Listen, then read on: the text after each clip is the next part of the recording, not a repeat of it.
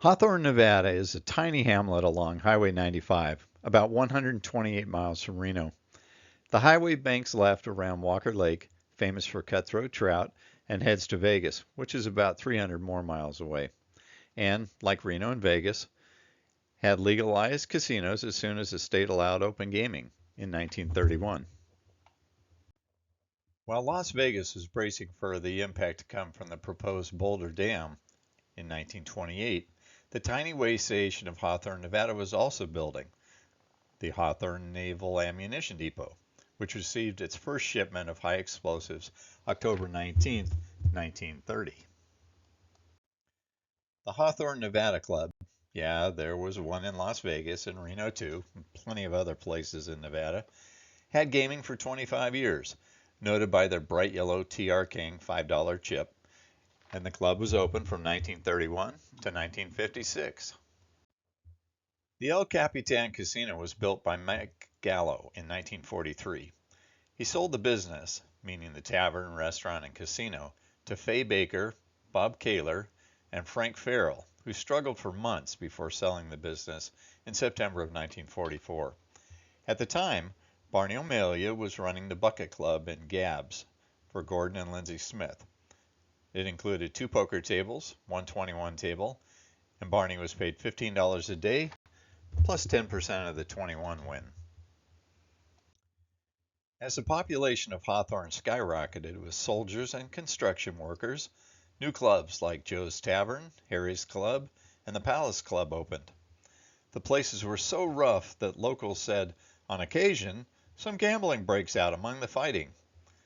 Joe and Pick Hobson ran several clubs after working at the Palace Club in Reno together, and later Pick owned the Frontier, Overland, and the Riverside in Reno.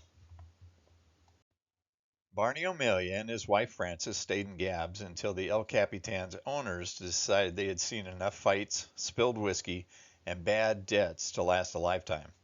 Then he and the Smith brothers made them an offer. Pretty soon, Barney and Frances had a new home, a new car, and plenty of bridge players to hone their skills. Barney was also elected one of Hawthorne's first city councilmen and was president of the Chamber of Commerce. Buying the El Capitan business took all the partners' cash, about $30,000. But they had the best casino in town.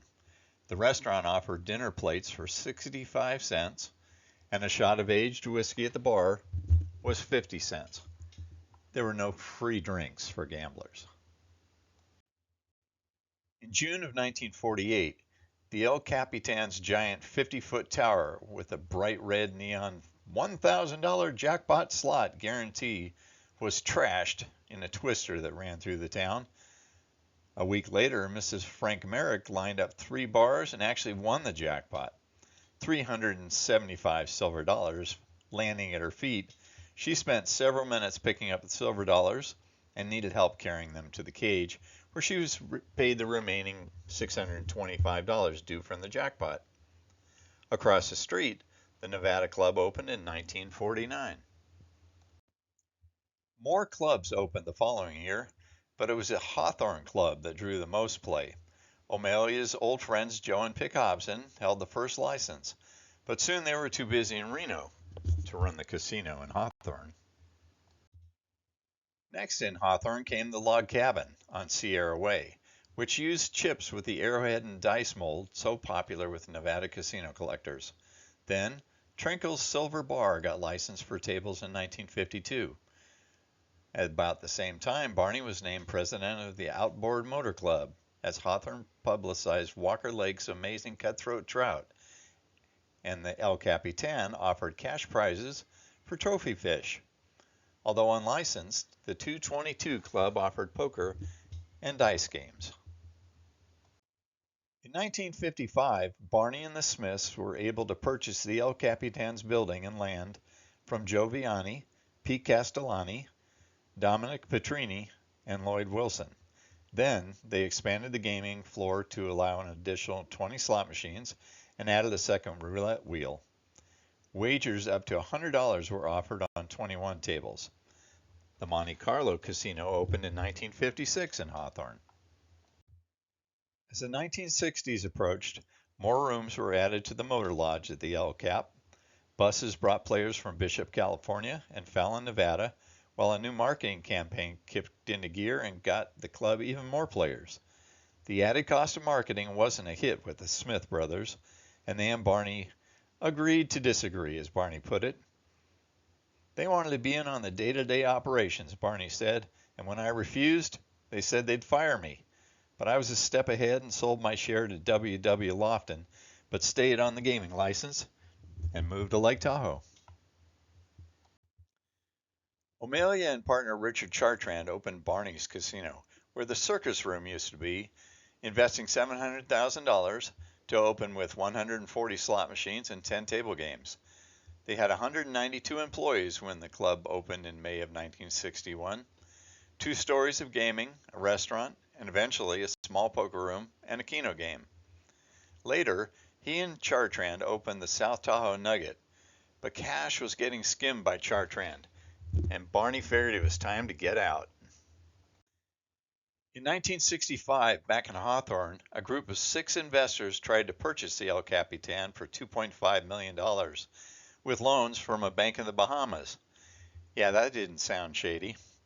Headed by Kenneth L. Houston, a Las Vegas promoter originally from Decatur, Illinois, the deal fell through as Frank V. Salerno, former assistant state's attorney for Cook County, Illinois, and Charles Purcelli, also a Chicago attorney, pulled their 43% backing of over $1 million. Instead of more questionable owners, Barney Omelia took his profits from the club at Lake Tahoe and reinvested in the El Capitan. The club boomed as gamblers got $10 flights from Fresno and Burbank, California, which included free champagne, limo rides, plus dinner and cocktails. Barney's Casino at the Lake became Bill's Casino and is now a CVS drugstore. Bummer. But the El Capitan is still open in the wilds of Hawthorne, and if you're driving to Vegas, it's 100 miles from Hawthorne to Tonopah, which is your next stop for food or slots, so plan accordingly. Thanks for watching Nevada Gaming's look at Hawthorne, Nevada casinos, and my books on Nevada casinos and the mob are available at Amazon. Also thanks to the Casino Collectibles Association and my fellow writers and collectors. Take care.